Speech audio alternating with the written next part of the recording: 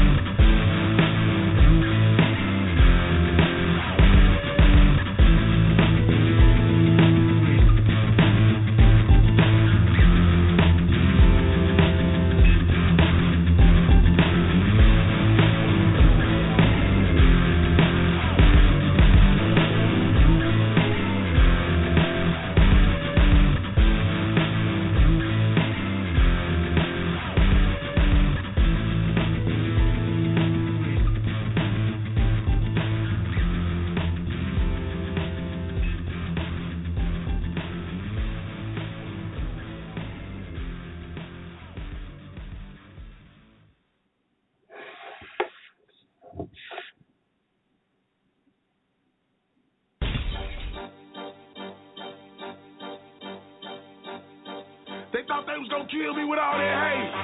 Let them horns blow, baby. You can hate me all you want to, cuz it's only gonna make me stronger. You can't stop this, dog. You can't stop this. God's plan. And I'm ready. I'm free now. I got my mind right. Yeah. I'm ready. And I got my war clothes on, boy. I'm ready. And I'm ready for war. They put a hit out on your boy and they left me for dead. Blood in my eyes, thorns on my head. Only thing that I can hear is what my Savior said. While I'm in my own blood and I can't feel my legs, but I'ma live, I will not die. Got up off the ground and I wiped that blood up out my eyes. Got my mind right, got my grind right, stood up, now it's time to rise. Been resurrected, I am alive. Blood drip, headed for war, fire in my eyes. Ready for war, no turning back. I got my dogs with me, 300 of us. Young Leonidas, take on the whole city. We don't retreat, we do not quit. We are not the same, to live and die for the truth. Let's be plain, this is why I came. And if I were you, then dog, I'd probably hate me too.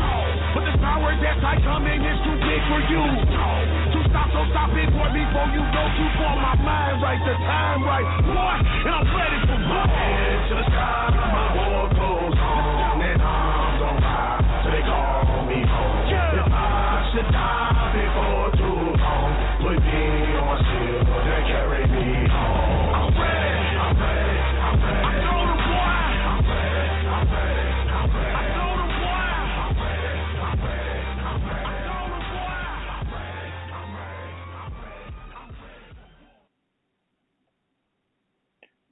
Well, good afternoon, everybody. This is Stephen McCarthy from the McCarthy Project, coming back to you live from Minneapolis, Minnesota.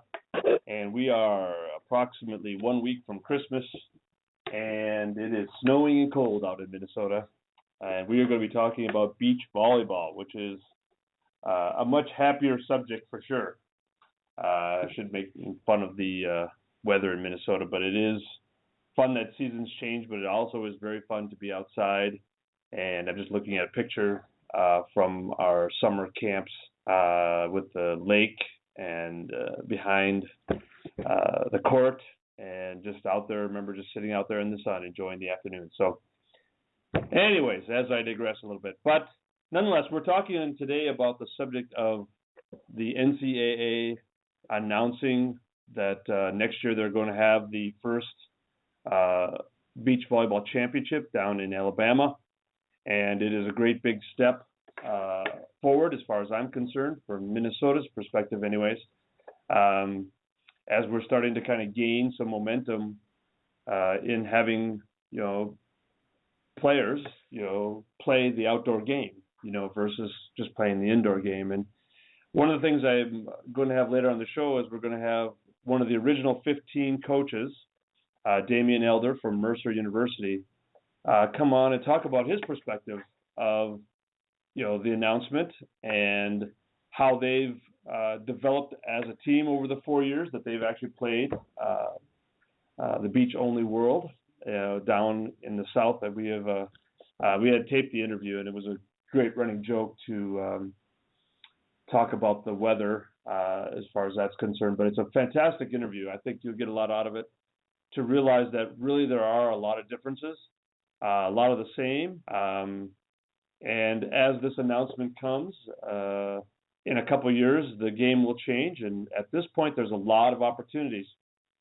And one of the big things that I wanted to kind of get across, in at least to the Minnesota athletes that might be listening to this, is there really are a lot of opportunities, and it doesn't need to be a really. Well, I'll believe that for the interview. He talks about in there what it takes from a young athlete's perspective to actually get recruited and to actually play beach volleyball in college. So I'm going to leave that. I'm not going to steal his thunder related to that, but I wanted to kind of give a little bit of context to the game and why I feel it's better than and you should play both, not just one or the other. That there really are, I believe, a lot of holistic advantages to playing outdoor versus playing indoor. Not to say that either one's better or worse than the other, but I think there is some advantages to playing essentially all positions and to be able to move and to be able to improvise and have to get over things quicker. We did interview Bailey Coleman from UAB a couple of weeks ago. Actually, now it's a couple of months ago. But she talked about the idea of just getting over a bad shot quicker. You can have a tendency on the indoor game to maybe hide for a couple points, as you kind of process through that. But with the beach game, there's only two of you. And if you don't kind of change that direction quickly, 4 or 5 points might go by and you'd be in a very difficult spot just because you were still mad about that one shot that you missed.